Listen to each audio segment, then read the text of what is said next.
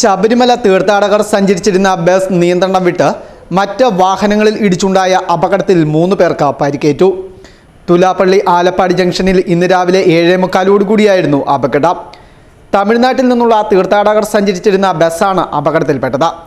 തുലാപ്പള്ളി ഇറക്കത്തിൽ നിയന്ത്രണം നഷ്ടമായ ബസ് 2 കാറിലും മറ്റൊരു ടൂറിസ്റ്റ് ബസ്സിലും ഇടിക്കുകയായിരുന്നു. പരിക്കേറ്റ 3 പേരെയും ആശുപത്രിയിൽ പ്രവേശിപ്പിച്ചു. ഇവരുടെ പരിക്ക് സാരമുള്ളതാണെന്ന് ആശുപത്രി അധികൃതർ പറഞ്ഞു. പോലീസും ഫയർഫോഴ്സും സ്ഥലത്തെത്തി മേൽനടപടികൾ സ്വീകരിച്ചു.